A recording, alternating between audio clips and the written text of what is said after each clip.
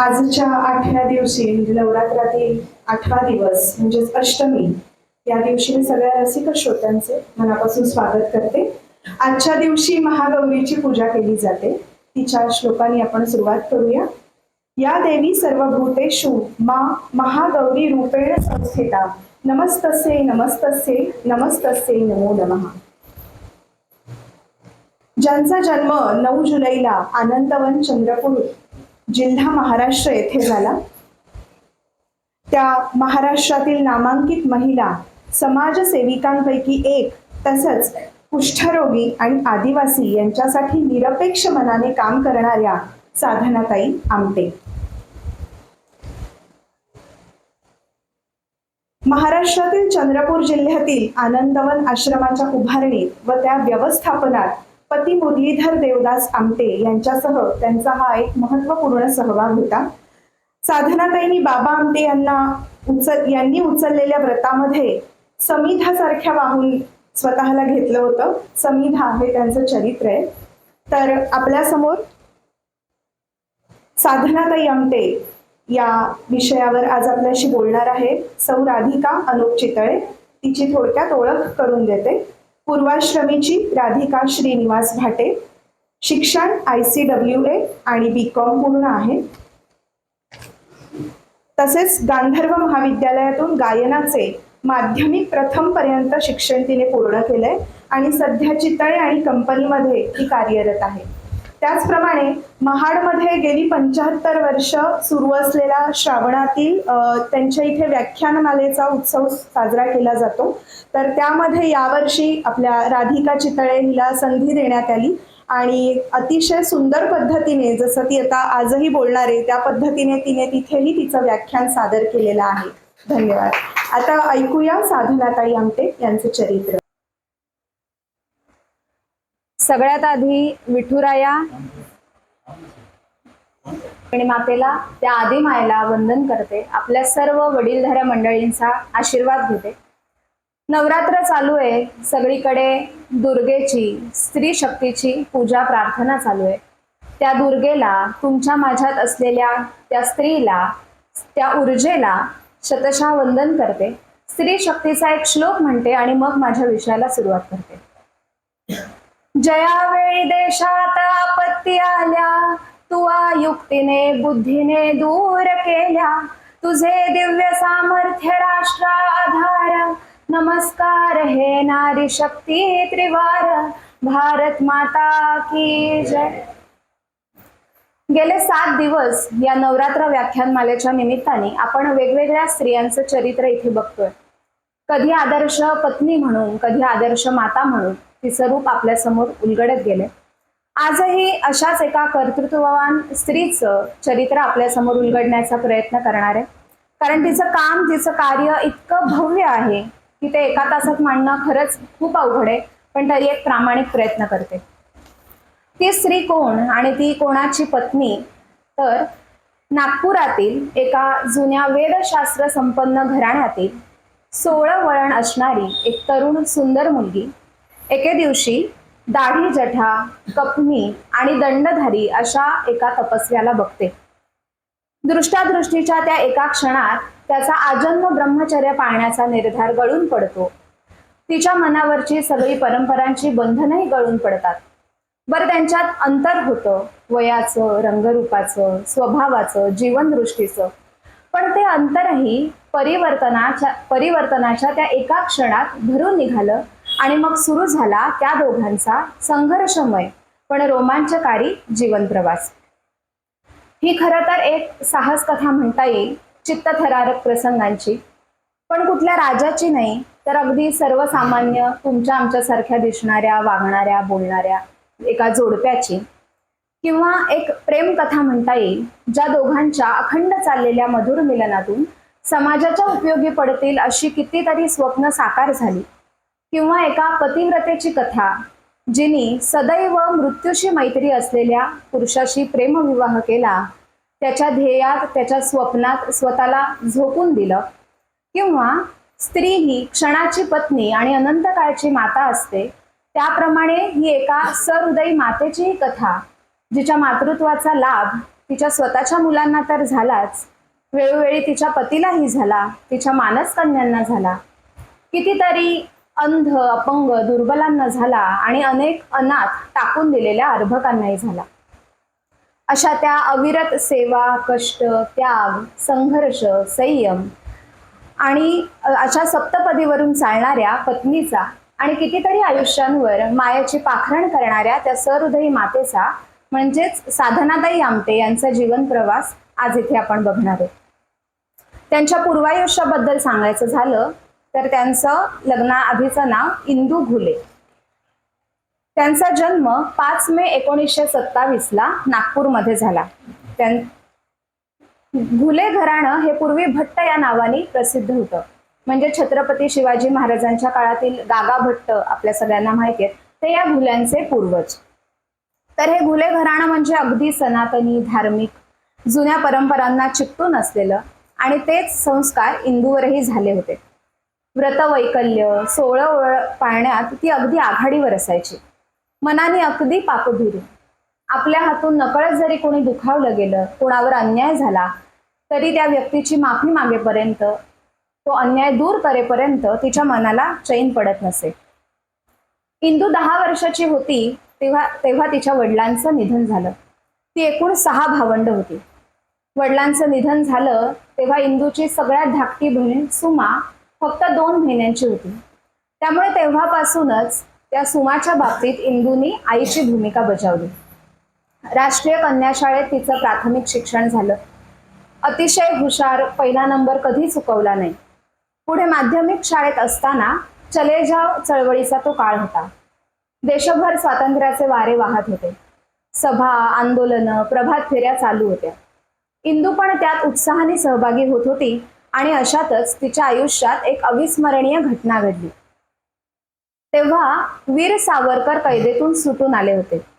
देशाच्या या लाडक्या सुपुत्राचा फार मोठा सत्कार करायचं नागपूरने आयोजलं होतं आणि त्या विराट सभेत, त्या मेळाव्यात स्वागताच्या समूह गीतातील एक कडवं म्हणण्याचं भाग्य इंदूला लाभलं. तुम्ही आम्ही सकल हिंदू बंधू बंधू, तो महादेवची पिता आपुला चला तया वंदू, ब्राह्मण वा क्षत्रिय चांग, जरी झाला तो महार अथवा मांग, ही हिंद भूमी ही जननी आपुली चला तिला वंदू, असे त्या गाण्याचे शब्द होते. आणि खरोखरच बोले तैसा चाले त्याची वंदावी पाऊले असं आपण म्हणतो, त्याप्रमाणे हे शब्द खरे करायला इंदूनी पुढे आपलं आयुष्य वेचलं. सावरकरांनी यासाठी तिचं फार कौतुक केलं. तिचा स्वभाव मात्र जन्मापासूनच लाजाळू, अगदी अबोल. फारशा मैत्रिणीही नव्हत्या. स्त्रियांशी बोलण्याचाही संकोच, मग पुरुषांची काय कथा. एकदा तिच्या वडिलांचे मित्र ते त्यांच्या घरी आले होते आणि इंदू त्यांच्याशी काहीच बोलली नाही, म्हणजे जसं काही आपली ओळखच नाही. तेव्हा तेही चिडून म्हणाले, इंदूचं बोलणं म्हणजे काय, सोन्यासारखं, 80 रुपये तोळा. म्हणजे इतकी ती अबोल होती. आता दरवर्षी शाळेत वार्षिक समारंभ असतो. पहिला नंबर आलेल्यांना बक्षिसं मिळतात. तेव्हा स्टेजवर जाऊन बक्षीस स्वीकारतानाही तिच्या छातीत इतकं धडधडायचं की कुठून आपला पहिला नंबर आला असं तिला वाटायचं. इतका तिचा स्वभाव संकोची होता. पण इतरांबद्दल दया, कणव ही तिच्यात उपजत होती. मुक्या प्राण्यांवर दया करणं, गरजू लोकांना मदत करणं हा तिचा स्वभावच होता. जसजशी तिला जाण यायला लागली तसतसा रूढीप्रधान समाजाविषयीचा तिटकारा वाढू लागला. पण लहानपणापासून संस्कार तसे झाले होते, म्हणजे बुद्धीला पटत नाही, पण केवळ आपल्या परंपरेत ते सांगितलंय म्हणून हे करायचं, असं द्वंद्व तिच्या मनात चालायचं. तिची खूप घुसमट व्हायची त्यात. मग ती सामाजिक रूढींच्या नियमांच्या चौकटीत राहून आपल्या परीने इतरांना जमेल तशी मदत करायची. म्हणजे त्यांच्या घरासमोर हरिजन स्त्रिया राहत होत्या. त्यांना सार्वजनिक नळाला शिवायची परवानगी नव्हती. मग त्यांना त्या नळाचं पाणी सोडून देणं किंवा आपल्या टाकीतलं पाणी देणं, भिकारी आले तर त्यांना धान्य देणं, पाणी देणं, अशी मदत ती करत असे. पुढे 1944 साली इंदू मॅट्रिकची परीक्षा उत्तीर्ण झाली. पुढे शिकायची इच्छा होती, कारण हुशार ती होतीच. पण मोठ्या बहिणींची लग्न झाली होती, त्या सासरी गेलेल्या. वडिलांचं निधन झालेलं, त्यामुळे घरची जबाबदारी आली. त्यांचं घुले रेशमी वस्त्र भांडार नावाचं दुकान होतं, तेही बघावं लागत होतं. त्यामुळे नाईलाजाने तिला शिक्षण सोडावं लागलं. त्या काळी तसंही मुलींवर खूप बंधनं होती आणि त्यात ज्या घरात करता पुरुष नाही त्या घरातल्या स्त्रियांवर मुलींवर तर अजूनच बंधनं यायची. म्हणजे कोणी जबाबदार व्यक्ती बरोबर असलं तरच शाळा कॉलेजला जायचं. कादंबऱ्या, नाटकं, कथा वाचायला मनाई होती. फक्त घरचं काम करायचं, आल्या गेल्या पाहुण्यांचं स्वागत करायचं आणि फावल्या वेळात अभ्यास करायचा, हेच त्यांचं कर्तव्य. पण इंदूनी घरच्या कामात तिच्या आईची पूर्ण मर्जी संपादन केली होती. आईने सांगायच्या अगोदरच तिला कल्पनाही नसताना भराभर कामं उरकायची, तिला चकित करायचं आणि मग तिची शाबासकी मिळवायची, ही तिची सवय. असा इंदूचा शांत जीवन प्रवाह चालू असताना 46 सालच्या मे महिन्यात बाबा आमटे त्यांच्या घरी पोचले आणि त्यांनी त्या स्थिर प्रवाहात धोंडा टाकला. त्याचं झालं असं की इंदूचे जे चुलत आजोबा होते त्यांची पत्नी ही बाबा आमटेंची मोठी बहीण. त्यामुळे ते आजोबा आणि त्यांची पत्नी अधूनमधून इंदूच्या घरी येत असत आणि यावेळेला बाबाही त्यांच्याबरोबर अवतरले आणि आले ते जणू साधू वेशातच. पोटापर्यंत रुळणारी काळीशार लांब दाढी, पाठीवर दाट लांब लांब जटा, एका हातात गुळगुळीत काळ्या रंगाची केनवजा काठी, खांद्यावर एक मोठी कपडे भरलेली पिशवी, एका खांद्यावर कांबळं, पांढरं शुभ्र धोतर आणि त्यावर भगव्या रंगाचा अंगरखा, अशा अवतारात त्यांचं आगमन झालं. इंदू काही त्यांना ओळखत नव्हती. तिला वाटलं कोणीतरी साधू महाराज आले. तिने आपल्या आईला सांगितलं की अगं एक दंड संन्यासी आले आहेत. आई त्यावर हसून म्हणाली, अगं हा तर आमट्यांचा मुरली आहे. पण आईलाही कळेना की ह्याने असा अवतार का करून घेतलाय. कारण चांगलं घरदार, शेतीवाडी, बंगला मोटार सगळी सुख पायाशी लोळण घेत असताना या माणसाने असा अवतार करून घेतला होता. काहीतरी देशकार्य करतोय एवढंच इंदूच्या आईलाही माहित होतं. पण बाबांच्या चेहऱ्यावरच्या विलक्षण तेजाने इंदू मात्र त्यांच्याकडे आकर्षली गेली. खरं तरी जोडी तशी विजोडच. पण म्हणतात ना, सौंदर्य हे स्त्रीचं सामर्थ्य असतं तर सामर्थ्य हे पुरुषाचं सौंदर्य असतं. दोघंही एकमेकांच्या या सौंदर्यावर लुब्ध झाले, अंतर्मनाची साक्ष पटली किंवा कदाचित एकमेकांच्या साथीने त्यांच्या हातून इतकं अद्वितीय कार्य घडावं ही त्या परमेश्वराची इच्छा असेल आणि त्यांचं लग्न ठरलं. नातेवाईकांचा खरं तर होकार नव्हता. इंदूचं मतपरिवर्तन करायचा त्यांनी खूप प्रयत्न केला, पण इंदू बदली नाही आणि तिने होकार दिला. लग्नाच्या साधारण 8-10 दिवस आधी बाबा इंदूकडे आले होते. तेव्हा चोरीचा प्रसंग झाला आणि बाकी कोणाला त्रास होऊ नये म्हणून बाबांनी धाडसाने तो हल्ला स्वतःवर घेतला. त्यात ते खूप जखमी झाले आणि त्या पट्ट्या बँडेजेस लावलेल्या अवस्थेत बाबा बोहल्यावर चढले आणि ते दोघं विवाहबद्ध झाले. इंदू भुले या रेशमी जरीचं नऊवारी पातळ नेसणाऱ्या मुलीचा बाबा आमटे या खादीधारी फकीराबरोबर साधना आमटे या नावाने नवीन आयुष्य प्रवास सुरू झाला. लग्नानंतर साधारण 1-1.5 महिना ते आमटे कुटुंबाबरोबर राहिले आणि मग ते वरोऱ्याला गेले. कारण बाबा तेव्हा वरोऱ्यालाच कार्यरत होते, तिथे ते हरिजनांचे पुढारी होते. त्यांचा संसार सुरू झाला. दोघं मिळून स्वयंपाकासकट सगळी कामं करत होते. बाबांना स्त्रियांची सुद्धा सगळी कामं येत होती, ते ती करत होते. त्यात त्यांना कसलाही कमीपणा वाटत नव्हता. स्त्री पुरुष समानतेचा खरा अर्थ त्यांनी जाणला होता आणि ते आचरणात आणत होते, हे महत्वाचं. बाबा हरिजनांचे पुढारी होते.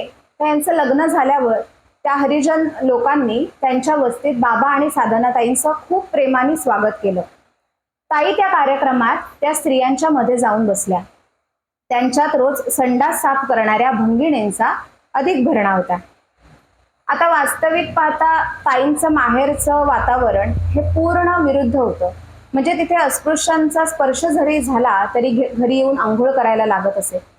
पण आता आपला विवाह झालाय, आपल्या पतीने हे कार्य हातात घेतलंय आणि आपण आपला पूर्ण सहभाग त्याच्यात घेतला पाहिजे अशी आणि त्यांची पतीवरची ही निष्ठाही होती की आपला पती जे करतोय ते चुकीचं नाही आणि म्हणून त्यांनी कसलाही विचार न करता बाबांच्या कार्यात सहभाग घेतला.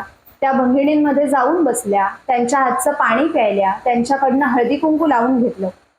यामुळे त्या हरिजन स्त्रियांमधलं आणि साधनाताईंमधलं अंतर कमी झालं. मग साधनाताई आणि बाबा रोज त्यांच्या घरी जाऊ लागले, त्यांना देशभक्तीपर गीतं शिकवू लागले. पण आता घरी ही बातमी पोचलीच, सासरी आणि माहेरी त्यांच्या दृष्टीने हा भ्रष्टाचार होता आणि त्यामुळे त्यांचं सासर माहेर दोन्ही तुटलं. याच सुमारास ज्यांच्या घरी ते राहत होते त्यांनी यांना घराबाहेर काढलं, कारण तेही हे जातीभेद पाळणारे होते. मग शेवटी बाबा आणि साधनाताई एका कबरस्थानाजवळ जुन्या वाड्यात राहायला गेले. याच सुमाराला बाबांनी श्रमाश्रमाचा अभिनव प्रयोग सुरू केला. सगळ्या जातीच्या लोकांनी एका ठिकाणी राहून खायचं, श्रम करायचे, तो श्रमाश्रम. 18 पगड जातीच्या लोकांना बरोबर घेऊन बाबांनी हा अभिनव प्रयोग सुरू केला. सर्वांनी एकत्र राहावं, एकमेकांची सुखदुःख वाटून घ्यावी, हा त्यामागचा उद्देश. तिथे सकाळी उठून प्रत्येक जण कामावर जाई, संध्याकाळी सगळ्यांची दिवसभराची कमाई एकत्र करून त्यातून धान्य, भाजीपाला रोजच्या रोज आणला जाई. थोडी जमीन होती, तिथेही भाजीपाला त्याची लागवड झाली. संध्याकाळी प्रार्थना असे. त्या काळात बाबा आणि साधनाताई तिथल्या लोकांना साक्षरतेचे धडेही देत होते. चपला झाडू विकणं, मण्यारीचं सामान विकणं, विनोबाजींची पुस्तकं आणून विकणं, हेही उद्योग चालत. पुरुष मंडळी कामावर गेली की साधनाताई त्या मुलींचे केस विंचरणं, वेणीफणी करणं, लहान मुलांना आंघोळी घालणं हे काम करत असत. त्या सुरेख झाडूही विणायला शिकल्या. आर्थिक टंचाई होती, एक एक पैसा महत्वाचा होता, पण मानसिक समाधान आणि आनंद भरभरून मिळत होता. मुलींना खरं तर चाकोरी बाहेर जाऊन जगायची भीती वाटते, म्हणजे आपला कम्फर्ट झोन सोडायला कोणी तयार होत नाही. आणि आजच्या पिढीच्या मुली तर एक वेळ अमेरिकेत जाऊन सेटल व्हायला लगेच एका पायावर तयार होतील, पण कुठल्याही सोयी सुविधा नसताना खेडेगावात जाऊन राहायला कोणी तयार होईल ही अशक्य गोष्ट वाटते. पण ताईंनी आपला संसारच चाकोरी बाहेर मांडला होता आणि म्हणूनच ते इतरांपेक्षा वेगळ्या ठरतात. पुढे 27 ऑक्टोबर 1947ला त्यांच्या पहिल्या मुलाचा म्हणजे विकासचा जन्म झाला. बाळणपण पण वरोऱ्यालाच झालं, कारण सासर माहेर कुठेच त्यांना आता जागा नव्हती आणि त्याचं बारसंही तिथल्याच म्युनिसिपल हॉलमध्ये खूप थाटाने झालं. त्यातही बाबा आणि साधनाताईंना समाधान होतं. एकदा ते रेल्वेचा प्रवास करत होते, अगदी कंटाळवाणा प्रवास चालू होता आणि अचानक आशक मस्त फकीर होय या ब्रह्मानंदाच्या भजनाचे स्वर त्यांना ऐकू आले. गात होता 16-17 वर्षांचा एक तरुण मुलगा, तेजस्वी, आवाजात विलक्षण माधुर्य. बाबांना तो पाहता क्षणीच आवडला. त्याच्याजवळ तिकीट नव्हतं, कुठे जायचं हेही ठरलं नव्हतं आणि मग बाबांनी त्याला कायमचं आपल्याबरोबर ठेवून घेतलं. अशी कितीतरी अनपेक्षितरित्या भेटलेली माणसं बाबांनी आणि साधनाताईंनी आपल्याबरोबर ठेवून घेतली आणि आपल्या कुटुंबाचाच भाग म्हणून त्यांना कायम वागवलं. गुरु ठाकूर यांची एक कविता आहे, त्याच्या 2 ओळी मुद्दाम इथे सांगते. हरवले आभाळ ज्यांचे हो तयांचा सोबती, सापडे ना वाट ज्यांना हो तयांचा सारथी. ही सोबती आणि सारथ्याची भूमिका बाबा आणि साधनाताईंनी आयुष्यभर निभावली. पुढच्याच वर्षी 26 डिसेंबर 1948ला त्यांच्या धाकट्या मुलाचा म्हणजे प्रकाशचा जन्म झाला. तो केवळ 1.5 महिन्यांचा असतानाच ताई विहिरीवरून पाणी काढून कपडे धुणं, घरच्या 4 गायींचं दूध काढणं, त्यांचं चारा पाणी बघणं, धुण्या भांड्यांपासून स्वयंपाकापर्यंत घरातली सगळी कामं करू लागल्या. श्रमाश्रमाच्या प्रयोगात त्यांनी अत्यंतिक दारिद्र्याचे चटके सहन केले. पण सतीचं वाण घेणाऱ्यांनी चितेच्या चटक्यांची तमा बाळगू नये असं म्हणतात, तसं त्यांचं होतं. कारण आपल्याच घरात आपल्या बंगल्यात राहून समाजसेवा करणं, सगळ्या सोयी उपभोगत इतरांना मदत करणं हे खूप सोपं आहे. पण हे सगळं दूर लोटून ज्यांचा उद्धार करायचा आहे त्यांच्यातच राहून त्यांच्यासारखं आयुष्य जगून ही समाजसेवा करणं ही फार अवघड गोष्ट आहे. बरं, या गरिबीची झळ मुलांनाही पोचलीच. कधी त्यांच्या आवडीचा खाऊ घेऊन देता आला नाही, कधी चांगले कपडे नाहीत, साधा बिस्किट पुडा नाही. थंडीच्या दिवसात तर स्वेटर नसल्यामुळे ताईंचा ब्लाऊज घालून त्यांची मुलं झोपायची. प्रत्येक माणसाच्या आयुष्यात एखादा असा क्षण डोकावतो की त्याच्या संपूर्ण आयुष्यालाच कलाटणी मिळून जाते. तो क्षण नेमका पकडणारे असामान्य ठरतात आणि गाफीलपणे तो निसटू देणारे चाकोरीतील सामान्य जीवन जोखडासारखं मरेपर्यंत खांद्यावर वागवतात. असाच एक क्षण बाबांच्या आयुष्यात आला त्यांनी तो नेमका हेरला आणि सगळ्या चाकोरींना चौकटींना उद्ध्वस्त करत एका रोमांचक पर्वाचा श्री गणेशा केला. असाच एक दिवस होता, अगदी नेहमीसारखाच, पण त्या दिवशी काहीतरी वेगळं घडणार होतं. वरवऱ्यातून संडास सफाई करून परतत असताना बाबांनी रस्त्याच्या कडेला एक मानवी देह पाहिला. मनुष्यत्वाच्या सर्व खुणा लुप्त झालेला तो मानवी चेहऱ्याचा विरघळलेला भेसूर साचा आणि त्यात वळवळणाऱ्या अळ्या पाहून बाबा शहारले. नकळत एक पाऊल मागे आले. तिथून पळून जावंसं त्यांना वाटलं. कसंबसं त्यांनी एक तरट त्या मानवी देहावर टाकलं आणि ते घरी आले. घरी येताच त्यांचा चेहरा बघून त्यांचं काहीतरी बिनसलंय हे ताईंना कळलं. रात्री सगळं आवरल्यावर बाबांनी ताईंना सगळी गोष्ट सांगितली आणि आपल्याला तिथून पळून जावंसं वाटलं ही गोष्ट मात्र त्यांच्या मनाला फार खात होती. आणि त्याच रात्री ताईंच्या साक्षीने बाबांनी कुष्ठकार्याला जीवन वाहण्याचा संकल्प सोडला. हे धाडस, हा निर्धार त्यांनी केला तो भक्कम पाठिंबा देणाऱ्या आपल्या पत्नीच्या सहकार्यावर. यातूनच पुढे मग कुष्ठ अपंग बांधवांच्या पुरुषार्थाची गाथा उभी राहिली. तुकाराम महाराजांनी म्हणून ठेवलंय, जे का रंजले गांजले त्याचे म्हणे जो आपुले, तोची साधू ओळखावा देव तेथेची जाणावा. आणि मग बाबांची या कार्यासाठी धडपड सुरू झाली. त्यांनी लेप्रेसी ट्रेनिंगचा अभ्यासक्रम पूर्ण केला. ताईही त्यांच्याबरोबर त्यासाठी कलकत्त्याला गेल्या. मग त्यांनी महारोगी सेवा समिती स्थापन केली. कुष्ठपीडितांवर औषधोपचार आणि त्यांचं पुनर्वसन हे या संस्थेचं प्रमुख उद्दिष्ट होतं.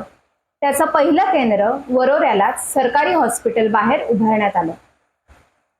पुढे मग शासनाकडून महारोगी सेवा समिती प्रकल्पाला वरोऱ्यापासूनच साधारण 4 किलोमीटर अंतरावर 50 एकर जमीन मिळाली. त्यातल्या ट्रस्टींनी 50 रुपये प्रत्येकी योगदान देऊन पहिली झोपडी निर्माण केली. भूदान चळवळीचे प्रणेते श्री विनोबाजींनी पहिल्या 6 कुष्ठरोग्यांना त्या झोपडीत नेलं आणि या ठिकाणी सेवेचं रामायण घडेल असा आशीर्वाद दिला. तेव्हा विनोबाजींनी बाबांना दिलेलं 100 रुपये हे हातात असलेलं रोख भांडवल, 6 कुष्ठरोगी आणि 1 लंगडी गाय, एवढ्या भांडवलाबरोबर समाजसेवेचा हा प्रवास सुरू झाला.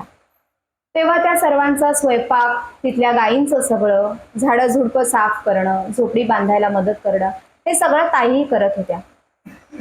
आता हे सगळं 4 ओळीत जरी माझं सांगून संपत असलं तरी हा सगळा प्रवास काही वर्षांचा आहे, खूप कष्टाचा आहे, खूप संघर्षाचा आहे, हे आपल्याही लक्षात येत असेल. अशा रीतीने आनंदवन हळूहळू उभं राहत होतं. एकदा शिवाजीराव पटवर्धन आनंदवनात आले तेव्हा त्यांनी साधनाताईंना एका लहानग्या मुलीला मातेच्या मायेने न्हाऊ घालत असलेलं पाहिलं. ते साधनाताईंना म्हणाले, कोण कोणाची मुलगी आणि तू मातेच्या वात्सल्याने मायेची पाखर धरतेस? तेव्हा साधनाताईंनी सांगितलं, अहो ही देवाघरची ठेव, जीवापाड जपायची, सांभाळायची, नाहीतर त्याच्या विश्वासाला तडा जाईल. ज्याने चोच दिली तो चाराही निर्माण करेल. अशी वृत्ती स्वभावात असलेल्या मातेने रेणुका, मायासारख्या अनेक मानसकन्यांना घडवलं. 6 महिन्यांच्या मायाला रस्त्याच्या कडेला खड्ड्यात पडलेली असताना उचलून आणलं आणि त्याच दिवशी आनंदवनात वीज आली म्हणून तिचं नाव बिजली ठेवलं होतं. हे काम पुढे नेणं कुठल्याच टप्प्यात सोपं नव्हतंच. ताईंचा संसारच जवळजवळ जंगलात मांडला होता. विंचू, इंगळ्या, साप, नाग, माकडं, वाघ, लांडगे, कोल्हे, कुत्रे हेच कुटुंबातले सदस्य आहेत अशा अर्थात सगळीकडे वावरत होते, विखुरले होते. विंचू इंगळ्यांचे डंख किती झाले याची काही गणना नाही. पण एकदा बाबांना सर्पदंश झाला आणि त्यांची प्राणज्योतच पणाला लागली तेव्हा रात्रभर मिरच्या खा, कडुनिंबाचं सेवन कर, साप चावलेल्या माणसाला झोपून द्यायचं नाही म्हणून भजन गजर कर, हे सगळं चालू झालं. ताईंनी सगळ्या देवांचा धावा सुरू केला. अशातच बाबांचे एक स्नेही तिथे आले. त्यांनी त्याच्यावर औषधी मुळी दिली आणि बाबा बरे झाले. हा एकच प्रसंग नाही तर असे कितीतरी जीवावरचे प्रसंग त्यांच्या आयुष्यात येऊन गेले, पण ताई त्यांना धीराने सामोरे गेल्या. एकदा तर साधनाताईंनी एकाच वेळी कुडाच्या भिंतीतून 150 इंगळ्या मारल्या. यावरून त्या कोणत्या ठिकाणी आणि कशा राहत असतील याची आपण कल्पना करू शकतो. त्यानंतर आनंदवनात गावठी गायी आणल्या. त्या मोठ्या आणि उंच गायींचं दूध काढायचं कामही ताईंवरच होतं. पहाटे 3 वाजता त्या सुरू करायच्या. हात खांदे भरून यायचे, कारण 2 वेळेचं मिळून तब्बल 60-70 लिटर दूध त्या एकटीने काढायच्या. त्यांना त्यामुळे आनंदवनाची गवळण, सगळ्यांसाठी प्रेमाने रांधणारी म्हणून अन्नपूर्णा आणि कितीतरी मुलांना मातेसारखं जपणारी, वाढवणारी म्हणून आनंदवनाची यशोदा ही बिरुद मिळाली होती. हळूहळू आनंदवनातील पेशंटची संख्या जवळपास 100च्या घरात गेली आणि त्यांचं उद्दिष्ट हे नुसतं त्यांच्यावर उपचार करणं हे नव्हतं, तर त्या कुष्ठरुग्णांना समाजाच्या मुख्य प्रवाहात आणणं हेही होतं. त्या दृष्टीने त्यांचे प्रयत्न चालू होते. तिथे ओसाड जमीन होती, तिथे त्या पेशंटच्या साह्याने ते शेती करायला लागले. हळूहळू भरपूर भाजीपाला पिकू लागला, फळांच्या बागा फुलू लागल्या. पेशंटची संख्या वाढत गेली तसं कार्यकर्ते, इतर उद्योगही वाढत गेले. पण पेशंटची वैयक्तिक सेवा बाबा आमटेच करायचे. 1956 मध्ये जोग इंडस्ट्रीज कडून त्यांना जागा मिळाली. त्यांच्या मुलाचं नाव अशोक म्हणून त्या प्रकल्पाला अशोकवन असं नाव दिलं गेलं. तिथेही पुन्हा शेती, गोशाळा आणि कुक्कुटपालन यावर भर दिला गेला. 1960 साली त्यांना त्यांच्या या कार्यासाठी पहिली मदत मिळाली स्विस ॲड अब्रॉड या संस्थेकडून. या मदतीतून त्यांनी टिन कॅन प्रोजेक्ट आनंदवनात सुरू केला. कुष्ठरुग्णांनी शेती आणि गोशाळेच्या कार्यात आपला कस जोखून पाहिला होताच, आता ते तांत्रिक क्षेत्रात उतरणार होते. तांत्रिक ज्ञानाची जी काही उणीव होती ती भरून काढायला बाबा खुद्द समर्थ होतेच. आनंदवनात आता चाळण्या, डबे, गाळणी, पळ्या अशा अनेक संसारोपयोगी वस्तूंचं उत्पादन होणार होतं, तेही समाजाने टाकाऊ ठरवलेल्या कुष्ठरुग्णांकडून. यासाठी पंडित नेहरूंनीही आवर्जून अभिनंदनाचं पत्र पाठवलं. ताईंच्या बहिणीचं, सगळ्यात धाकट्या बहिणीचं सुमाचं लग्नही याच सुमारास आनंदवनात पार पडलं. आनंदवनातला तो पहिला विवाह सोहळा होता. त्याच्या पुढच्याच वर्षी बाबांचे एक स्नेही, त्यांचा विवाह आणि अजून 8 कुष्ठरुग्ण जोडप्यांचे विवाह असे एकूण 9 सामुदायिक विवाह आनंदवनात संपन्न झाले. कुष्ठरोग्यांच्या विवाहाचा प्रस्ताव ताईंनीच मांडला होता. महारोग्यांचं जीवन जरी बाबांनी घडवलं असलं तरी त्यांचे संसार साधनाताईंनी उभे केले. पोटाच्या भुके इतकीच शारीरिक भूक असह्य झाली की ती माणसाला व्यभिचाराचा रस्ता दाखवते असं त्यांचं मत होतं. बाबांनी सुरुवातीला खूप विरोध केला, पण ताई त्यांच्या भूमिकेवर ठाम होत्या. बाबांच्या चिडचिडीकडे, आक्रसाळेपणाकडे लक्ष द्यायचंच नाही असं त्यांनी ठरवलं. हळूहळू बाबा निवळले आणि मग आनंदवनात कुष्ठरुग्णांचे गोजीरवाणे, दृष्ट लागण्यासारखे प्रेमळ संसार सुरू झाले. त्याच वर्षी आनंदवनात पहिला मित्र मेळावा भरला. बाहेरच्या उदासीन, अलिप्त जगाला जवळ आणण्याचा हा एक प्रयत्न होता. महारोग्याच्या राखेतून उभारी घेऊ पाहणारे हे उडणारे फिनिक्स पक्षी असं ताईंनी त्यांच्या पुस्तकात त्यांना उपमा दिले. त्याचं दर्शन बाहेरच्या जगाला, आत्मवंचनेच्या कोशात गुरफटलेल्या जगाला घडवायचं होतं. टिन कॅन प्रकल्पाचं पहिलं उत्पादनही याच मित्रमेळाव्यात घ्यायचं ठरलं. जवळजवळ 2000 लोकांनी या मित्रमेळाव्याला हजेरी लावली. महाराष्ट्राच्या कानाकोपऱ्यातून लोक स्वखर्चाने हा आगळा वेगळा प्रयोग पाहायला आले होते. याच्याही सर्व व्यवस्थापनाची, भोजनाची सगळी जबाबदारी ताईंनी पार पाडली. तो कार्यक्रम खूप यशस्वी झाला आणि या मित्रमेळाव्यामुळे कुष्ठरुग्णांच्या कर्तृत्वाची जाणीव समाजाला झाली आणि त्यांच्याकडे बघण्याचा लोकांचा दृष्टिकोन बदलला. साधनाताई आणि बाबांनी आपल्या मुलांनाही लहानपणापासूनच सगळ्या कामांची सवय लावली होती. म्हणजे अगदी भांडी घासण्यापासून झाडझूड करण्यापर्यंत सगळी कामं मुलंही करत होती. श्रमांनी माणसाला कमीपणा येत नाही किंवा त्याच्या प्रतिष्ठेला धक्काही लागत नाही. श्रमांचा आदर करण्याची जाण युवकांना होण्यासाठी मग त्यांनी पुढे श्रमसंस्कार छावणीसारखे प्रयोग सुरू केले. 1962 साली मुक्ती सदन या कुष्ठरोगांच्या नव्या वसाहतीचं उद्घाटन झालं. राष्ट्रसंत तुकडोजी महाराज या उद्घाटनाला पाहुणे म्हणून लाभले. मुक्ती सदन हे आनंदवनाचं दुसरं भावंड, त्याला लागूनच वसलेलं आहे. 50 कुष्ठरुग्ण जोडप्यांचं तिथे पुनर्वसन झालं आणि शेती, गोपालन, कुक्कुटपालन असे उपक्रम तिथेही राबवले गेले. महाराष्ट्र राज्य सरकारने त्यांच्या शेतीतील अभिनव प्रयोगासाठी त्यांना 250 एकर जमीनही उपलब्ध करून दिली. वरोऱ्यामधील मुलांना मॅट्रिकची परीक्षा झाल्यावर पुढे शिक्षणासाठी नागपूर किंवा चंद्रपूरला जावं लागत होतं. आता हा खर्च सगळ्यांनाच परवडण्यासारखा नव्हता, त्यामुळे शेतकऱ्यांची बहुसंख्य मुलं मॅट्रिक झाल्यावर छोट्या मोठ्या नोकऱ्या शोधायला लागायचे. त्यात अतिशय हुशार मुलंही होती, पण परिस्थितीमुळे त्यांना पुढील शिक्षण घेता येत नव्हतं. आता या तरुणांसाठी आपण काहीतरी केलं पाहिजे असा ध्यास बाबांना लागला. आपण कॉलेज सुरू करूया अशी कल्पना त्यांच्या मनात आली. ज्यांच्या प्रारब्धात समाजाकडून सदैव वंचना आणि उपेक्षा झाली, अशा कुष्ठरुग्ण बांधवांकडून समाजाला ही अभिनव भेट देऊया असं बाबांनी ठरवलं. आणि त्यांनी एखाद्या गोष्टीचा ध्यास घेतला की त्यांची अवस्था झपाटलेल्या माणसासारखी होते, हे ताईंना अनुभवाने एव्हाना कळलंच होतं. त्यामुळे ताईंनीही त्या दृष्टीने प्रयत्न सुरू केले. आता एक नवीनच समस्या समोर आली.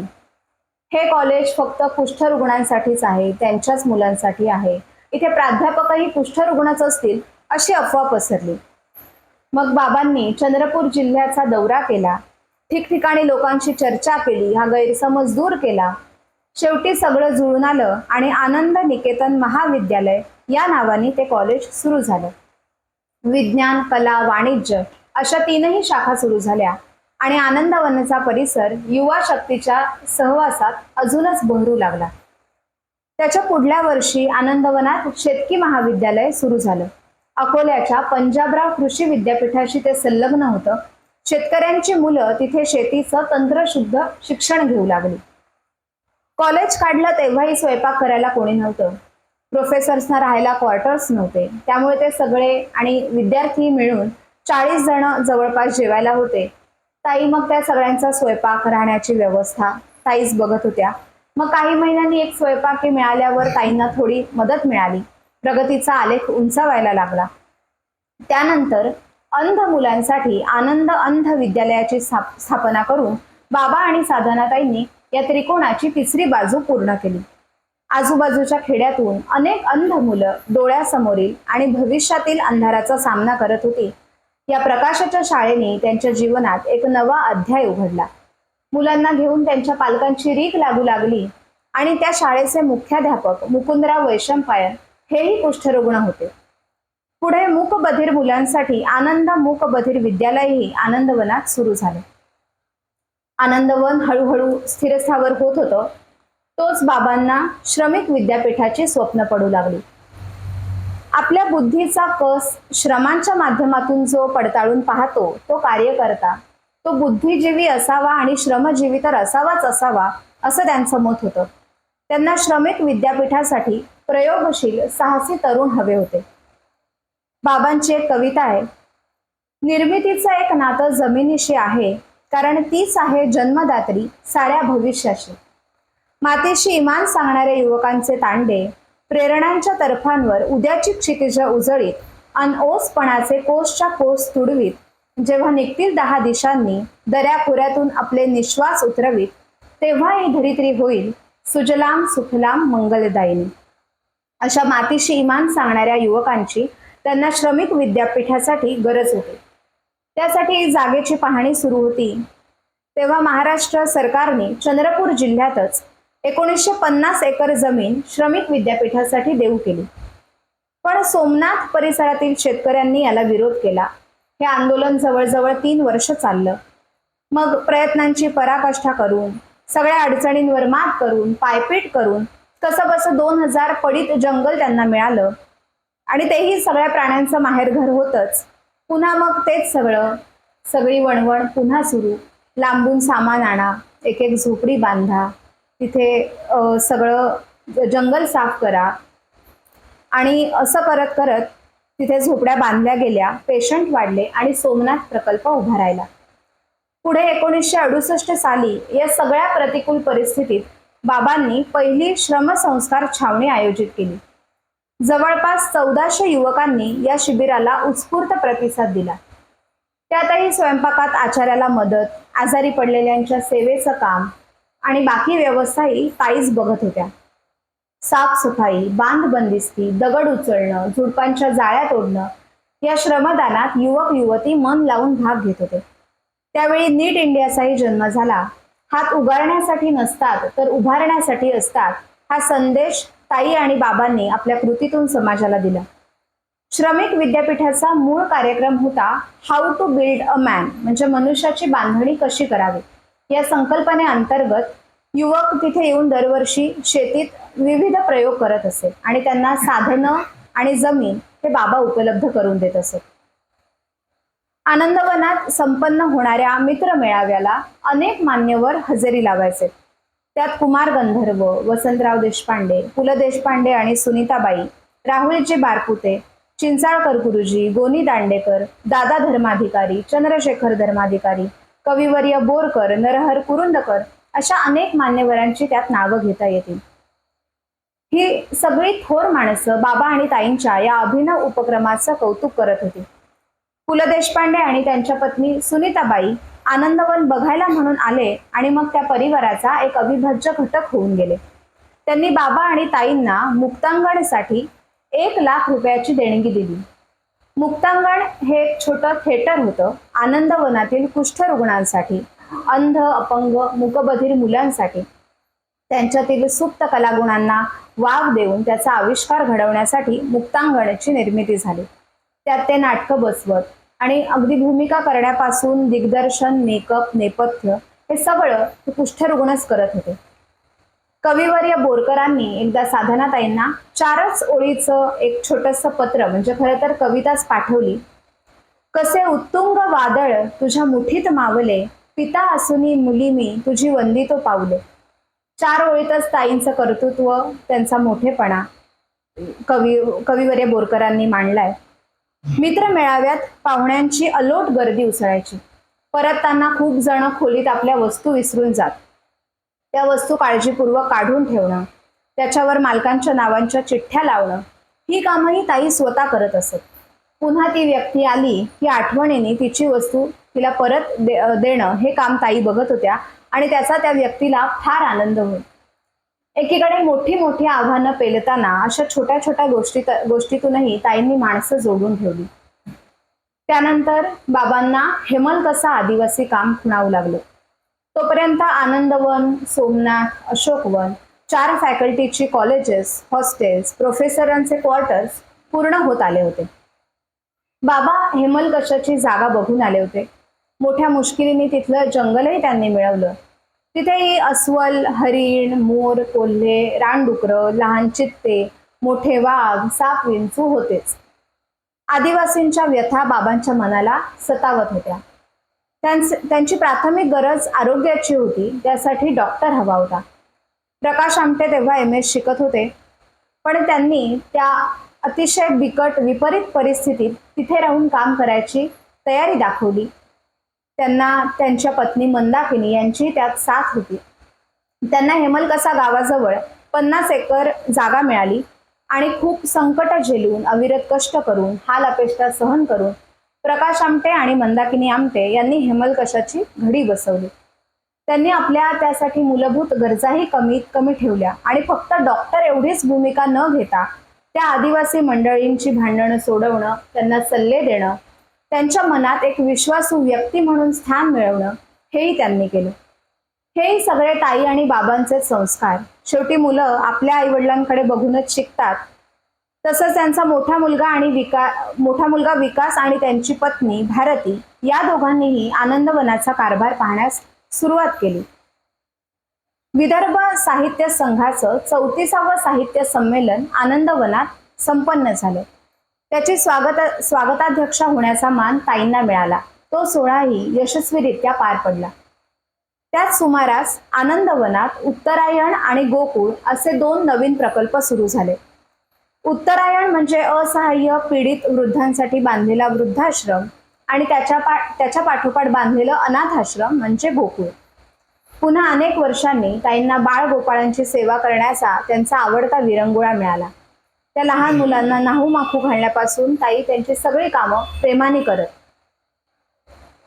जगाला सोडून चैतन्याची कास धरणारा जीवनसाथी असला की देवभोळ्या स्त्रीला जवळचे देव बासणात बांधून ठेवावे लागतात. तीच स्थिती साधनाताईंची होती, पण त्यांच्या एक स्नेही पार्वतीबाई पटवर्धन त्यांच्या पाठिंब्यामुळे त्यांचा बासणातला देव्हारा बाहेर आला. कारण बाबांना मूर्तीपूजा मान्य नव्हती, परमेश्वराचं अस्तित्व त्यांना मान्य होतं आणि साधनाताईंच्या श्रद्धेचाही त्यांना आदर होता. बाकी सगळ्या बाबतीत मी समंजस असले तरी देवाच्या बाबतीत मी अतिरेकी आहे असं ताई स्वतःच सांगतात. एकदा श्रावण महिन्यात सोमवारी त्यांनी शंकराला 1,08,000 बेल वाहण्याचा संकल्प केला. 108 बेलपत्रांची एक अशा 1,000 टोपल्या बेल त्यांनी व्हायला त्याला तब्बल 12 तास लागले. देवासमोर जळणाऱ्या अखंड ज्योतीचंही ताईंना लहानपणापासून वेड आहे. संक्रांतीचं वाण देताना एकदा त्यांनी मनातली जळमट दूर करण्यासाठी केरसुण्या लुटल्या. कधी मनाच्या अंधारात प्रकाश फुलवण्यासाठी पेटलेल्या पणत्यांचं वाण दिलं. एकदा गंगेच्या पाण्याच्या बाटल्या वाटल्या. आता बघणाऱ्याला हा वेडेपणाच वाटेल, पण मनात शुद्ध भावना आली तर व्यवहारात ती उतरवताना ताईंनी कधी मागे पुढे पाहिलं नाही. जग काय म्हणेल यापेक्षाही मनाचा कौल त्यांनी कायमच महत्वाचा मानला. या संपूर्ण प्रवासात दोघांच्या प्रकृतीने मात्र फार साथ दिली नाही. सतत दुखणी, आजारपण, बऱ्याचदा ती अंगावरच काढली जात, कारण दुखणं बघत बसायलाही एवढ्या कामातून त्यांना वेळ मिळायचा नाही. पण एकदा ऑपरेशनसाठी लंडनलाही जावं लागलं. ताई एकट्या प्रवास करून लंडनलाही गेल्या. सगळ्यांचे आशीर्वाद त्यांच्या पाठीशी होते, सगळ्यांच्या शुभेच्छा भरभरून मिळत होत्या, त्यामुळे सगळ्यातून ते पुढे जात होते. त्यांच्या सासू सासऱ्यांच्या अखेरच्या काळातही साधनाताईंनी त्यांची खूप सेवा केली. आपला तो धर्म, ते कर्तव्यही त्यांनी मनापासून पार पाडलं. सामाजिक जबाबदाऱ्यांमुळे कितीतरी काळ बाबा आणि साधनाताईंना वेगळं राहून काढावा लागला, पण त्यात सुद्धा त्या पहाडासारख्या बाबांबरोबर उभ्या असायच्या. कधीही तक्रार नाही आणि चेहऱ्यावर सतत स्मित हास्य. 2 लहान मुलं पदरात होती, राहायला भक्कम जागा नव्हती, 2 वेळेच्या पूर्ण जेवणाचेही वांदे होते, पण तरीही सगळे अडथळे पार करत त्यांनी आपलं कार्य चालू ठेवलं. 1990 साली खऱ्या अर्थाने आपला थोरला मुलगा विकासच्या हाती आनंदवन सुपूर्त करून बाबा आणि ताई नर्मदे काठी कसरावत गावाजवळ राहायला गेले. बाबा कायमच तिथे राहत, पण ताई वर्षातून 2-4 महिने आनंदवन, सोमनाथ, हेमलकसा इथे घालवत असत. स्त्री सुलभ ममत्वाच्या धाग्याने त्या सगळ्यांचीच बांधल्या गेल्या होत्या आणि त्या संस्थेच्या सहज सचिव पदाचा कार्यभागही बघत होत्या. त्यामुळे महत्वाच्या कार्यालयीन कामांसाठी सह्या करायला वगैरे त्यांना अधूनमधून आनंदवनात यावं लागत असे. हळूहळू काम वाढत गेलं, लोकांपर्यंत जास्तीत जास्त पोहोचत गेलं. देश परदेशातून निधी, देणग्या, पुरस्कार यांचा वर्षाव सुरू झाला. वेदनेच्या मुळाशी असणाऱ्या माणुसकीच्या नात्याचा हा प्रवाह विकास आणि प्रकाश या दोन्ही मुलातही तसाच खळखळता राहिला. म्हणूनच साधनाताई म्हणतात की विकासचा प्रकल्प पाहिला की डोळे दिपतात आणि प्रकाशचा प्रकल्प पाहिला की डोळे उघडतात. बाबा आणि ताईंनी शून्यातून निर्माण केलेलं हे विश्व पुढच्या पिढीकडेही तितक्याच आत्मीयतेने आलं आणि पुढच्या पिढीतही त्यांच्याच प्रमाणे त्याग, माया, ममता, कष्ट आणि सेवाभाव हेही उपजतच आले. माणसाच्या शरीराला, मनाला सहनशीलतेची जन्मजात देणगी असतेच, पण पुढे सुखसोयी मिळायला लागल्या की ती सहनशीलता कमी कमी होत जाते. साधनाताईंच्या आयुष्यातही असे असंख्य समाधानी क्षण आले असतील, पण तरीही त्यांनी निग्रहाने स्वतःला सुखासीनतेपासून दूर ठेवलं आणि म्हणूनच त्यांनी आयुष्यभर समाजसेवेचं आणि त्यागाचं व्रत जे घेतलं होतं ते सफल झालं. कसरावदच्या अखेरच्या दिवसात ताई निद्रा विकाराने ग्रस्त झाल्या. एकाएकी सारखी झोप यायला लागली. मन व्याकुळ होणं, कुठे दारिद्र्य, दुःख पाहण्यात आलं की भावना डोळ्यांवाटे पाझरू लागत. बाबांपासून हे सगळं लपवण्याची धडपड त्या करत होत्या. नर्मदेला प्रार्थना करत होत्या की दोघांना मान्य होईल असा काहीतरी तोडगा निघू दे, कारण बाबांनी मी पुन्हा आनंदवनाला परतणार नाही असा पण केला होता. पण अखेर त्यांच्या मनाची ही अवस्था बाबांना जाणवली आणि त्यांनी कोणतेही कारण मीमांसा न करता पुन्हा आनंदवनात परतण्याचा निर्णय घेतला. 2008 मध्ये बाबांचं देहावसान झाल्यानंतरही त्यांचं कार्य ताईंनी निष्ठेने पूर्ण केलं. साधना हे फक्त नाव न राहता कर्म झालं. साधनेची ही अखंड अविरत साधना आनंदवनात फळाफुलाला आली. त्यांच्या या अद्वितीय कार्यासाठी त्यांना महाराष्ट्राचे महाकवी ग दि माडगूळकर यांच्या पत्नी विद्याताई माडगूळकर यांच्या स्मरणार्थ देण्यात येणारा गृहिणी सखी सचिव पुरस्कार मिळाला. तसंच चतुरंग प्रतिष्ठानचा 2007चा जीवन गौरव पुरस्कारही मिळाला. एक पत्नी म्हणून पतीची स्वप्न पूर्ण करायला त्यांनी स्वतःला झोकून दिलं, कारण ही सगळी बाबांची स्वप्न होती.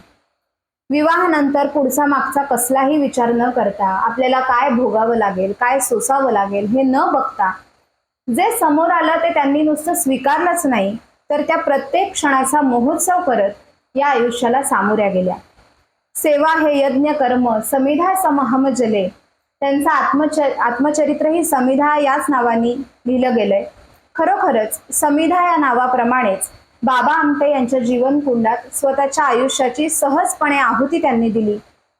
एका स्त्रीच्या त्यागाची, निर्विवाद प्रेमाची आणि एका ध्येय वेड्या समाज सेवकाची सहचारिणी म्हणून कराव्या लागणाऱ्या संघर्षाची ही कहाणी आहे. समाजसेवेचा हा आधारवड कॅन्सरच्या विळख्यात अडकून किडनीच्या आजाराचा निमित्त होऊन 9 जुलै 2011 रोजी अनंतात विलीन झाला. शेवटी एवढंच म्हणेन, दिव्यत्वाची जेथ प्रचिती तेथे कर माझे जुळती, एवढं म्हणून त्या माऊलीला शतशः वंदन करते. चरित्राचा समारोप करण्यापूर्वी मला आज माझा विषय इथे मांडण्याची संधी दिली त्याबद्दल पाग ग्रामस्थ आणि देवस्थानचे अध्यक्ष सुमेध दादा यांना मनापासून धन्यवाद देते. आपल्या सगळ्यांनाही आज आपण इथे उपस्थित राहिलात, माझं बोलणं ऐकून घेतलं, माझ्या चुका सांभाळून घेतल्यात, त्यासाठी आपलेही आभार. आणि चरित्राचा समारोप साधनाताईंनी जी शिकवण दिली ती मांडणारी एक प्रार्थना म्हणून करते.